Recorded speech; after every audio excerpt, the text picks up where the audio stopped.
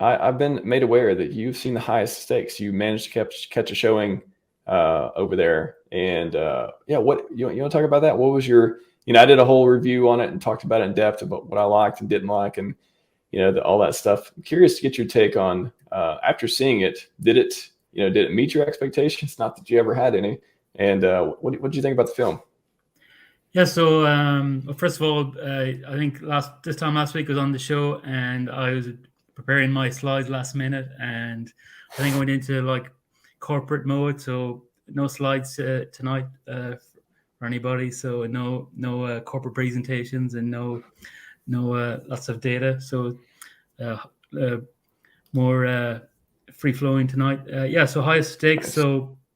So it was announced that it was going to be released in UK and Ireland. Released on like last weekend. So I think there was like 11 locations in the UK, one in Ireland, Dublin. But then some of the guys on Twitter were kind of talking about meeting up in maybe London, and I knew if I saw enough people talking about a meetup, like maybe Crypto Sparbook or Big K, I think might have been there. I knew I was going to FOMO in, and I'd have to go to London to see it, but I missed a lot of that discussion, I think, and then I didn't FOMO in. But then they released a list of screenings, and the Ireland location, Dublin, got rugged from the list. So it looked like we weren't going to see it in Ireland, which is my nearest location, Dublin. So I was out then partying last Thursday after my appearance on your show. Partying instead of when I should be Devon. I was out having some food and some drinks, and then somebody tweeted me on Twitter that it was showing in Dublin on Friday, and that was the first I heard that it was going to be showing. So yeah, we didn't get much notice to see it in Dublin, and it was then kind of difficult to get people to come and see it, get some of my onboards to come and see what all the fuss was about.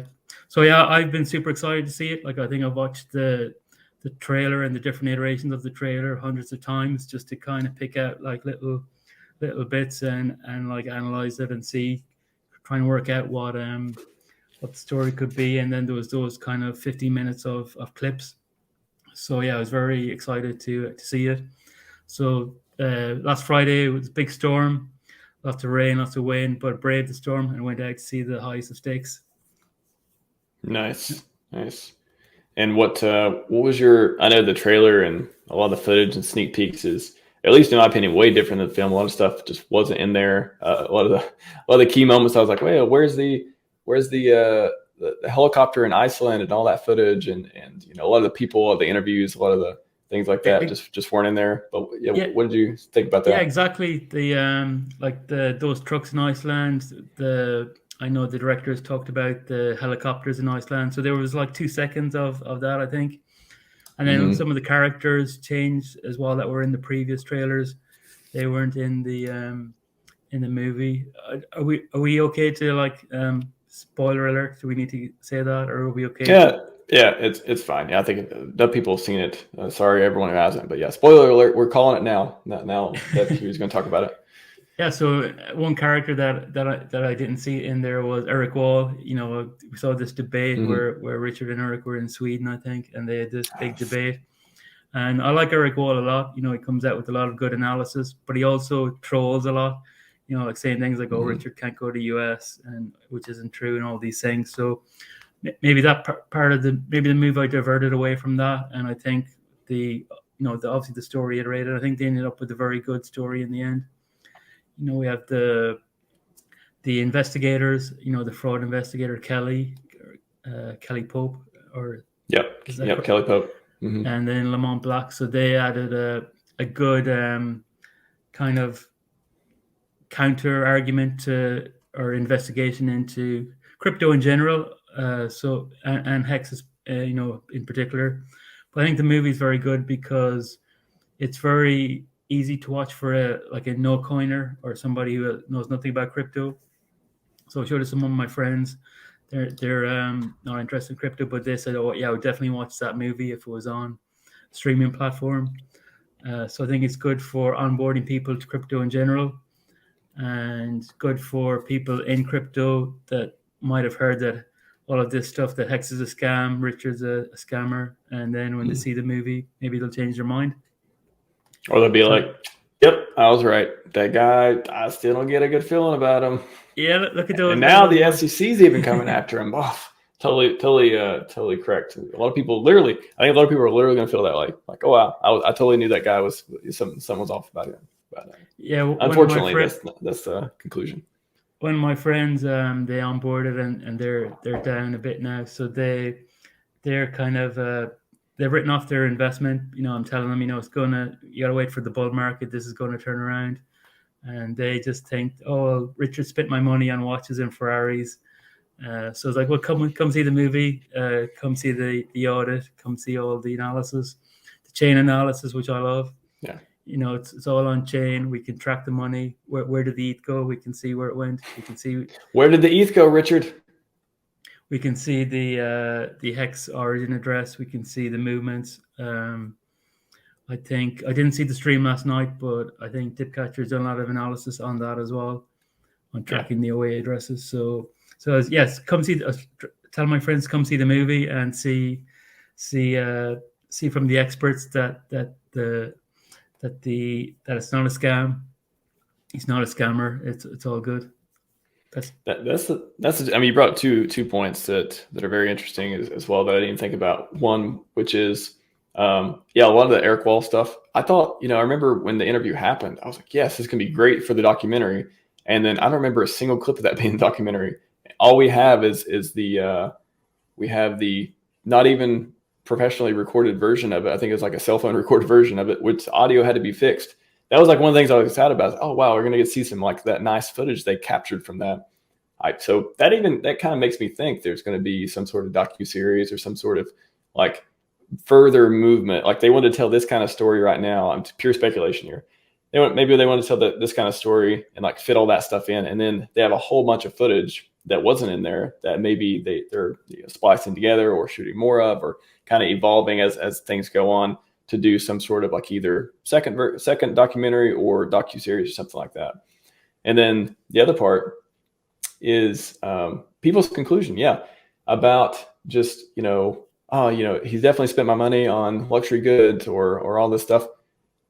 All those like surface level just critiques or like accusations, they're so easy to just not even.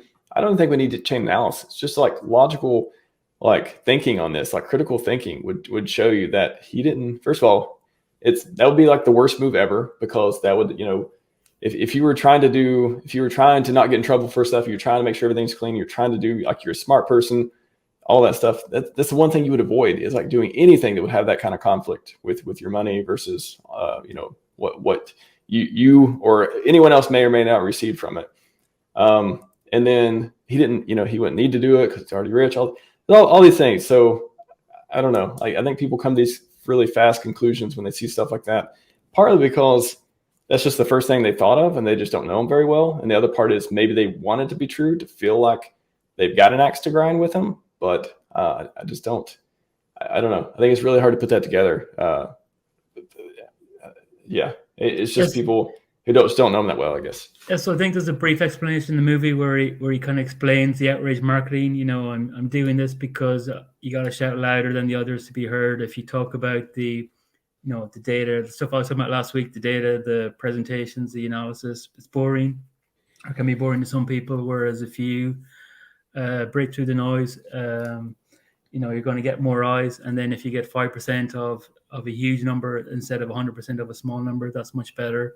So he's out there dressing like a clown just to get the word out. So it was very briefly in the movie, but it's something like someone outside the ecosystem might not pick up on, but it's an important point. So it's good that it's in there, and a lot of people might miss it. But so it's entertaining that this guy is in the fast cars and the watches, but if you really analyze it, you can start to see behind that. Yeah, I'm so glad that part was in the movie. Those are my favorite pieces. After it happened, I was like, great. I'm glad they put that in there. I'm glad he explained it in a way that maybe people caught it, maybe they didn't, but it's really fundamental to understanding, like, what it's about, why he's doing this or that. kind of explaining the method behind the madness sort of deal with him. But yeah, I think I interviewed one of the co-directors, Grant, great interview. And, I asked him too, like, what do you want people to take away from this? What is the goal? Like, what is the mission? We really went through a lot of different topics I clipped out too. And what stuck with me when he talked about it was they want people to have a conversation. That's why you got all these parts on there about PP, and otherwise you have all this extravagant, all these scenes that are again, it's not a fluff piece. It's not a piece that paints him as like this really nice guy who never does anything wrong or always says the right thing or is like humble. It doesn't paint him like that at all. It just tells the story, and it makes. I think they did a very good job, even towards the end and stuff. Could have been a little lighter, could have been a little less dark in certain times, but I think it did make people ask a question and be like, okay, if I'm interested in this stuff at all, in crypto or this founder or this project, I want to know more. And I think that was one of their main goals, was to get people to ask more about it. So I think that was achieved, if nothing else, with the movie for sure. And shout out to all the high stakes people. You guys did great work. Yeah, I love the movie. One thing that might be people might not like is the way hexagons are presented. Do you have any thoughts or ideas on that? Like, I think they picked out the clips very specifically to kind of give that slant on it to make it entertaining. I don't know. I've tried to really look at it. I've heard people talk about, it felt culty or otherwise. And I don't know. When I heard people talk, I didn't get that feeling. I got that feeling they were passionate. I got the feeling that they were, saying, very, not outrageous, but just very, they believed in the mission and stuff like that, or they believed in the founder, they believed in the community. They were, I don't know. I found it more as passionate rather than culty or like, everyone treated Richard. I didn't get the feeling that people were treating Richard as a god. And that's what I didn't want to feel. I didn't want to feel that. I'm like, God, I hope this is not just like a worship movie or something like that. And when I heard, maybe I kind of prepared myself. Maybe that's why I was less sensitive to it.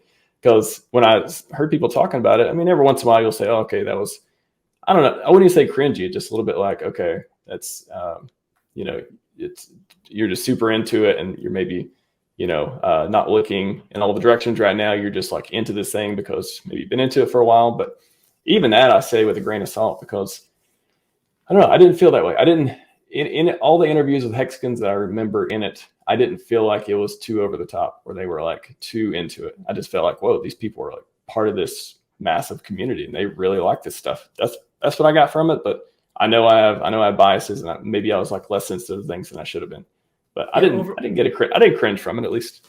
Yeah, overall there was it was less cringe than I expected. I think the first few scenes, the first few minutes, it looked like it was going to be a cringe fest of the benevolent king, the god, king of crypto, god, all this kind of stuff. Yeah. So, but that was good as an intro. The clip I have in mind about the hexagons was, there was these meetups across Europe, and one in the movie is where somebody says, "I own 10,000 hex. How long until I'm rich?"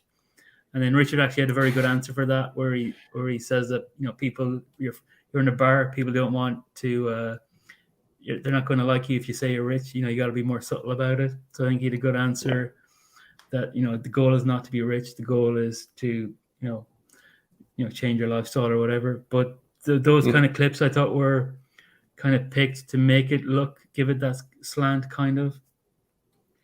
Yeah, I think it was, which I can see is important for the story, so not criticizing it all, but just it was interesting. That's my kind of analysis on it.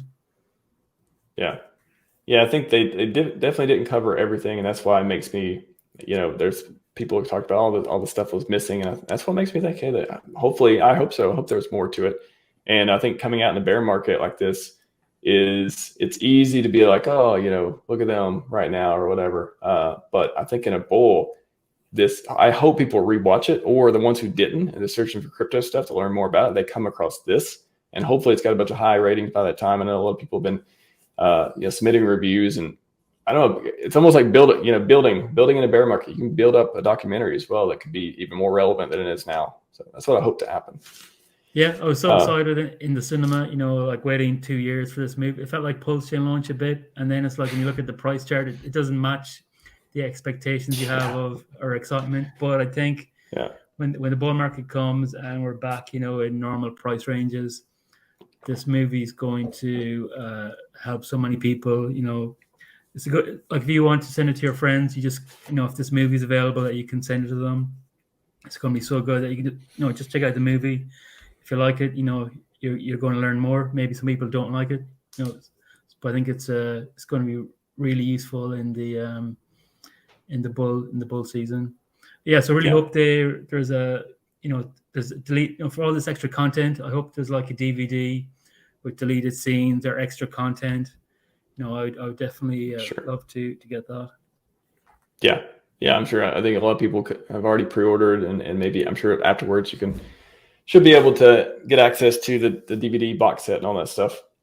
I'm definitely, hopefully we can have an event where like one of our local events, hopefully everyone at their local events, when they get the box set, they can have like a viewing party and go through that too, to keep the momentum going and just show this powerful movie, whether you like them or hate them. Powerful movie overall. I was not disappointed. I went into it kind of like, it felt not quite as big as PulseChain launch, but it felt like something I've been waiting 2 years for, like you said, and I went into it and I loved it. I really liked the movie very much. 11 out of 10, definitely. And I really like the ending as well. That was a very good conclusion to the story. Without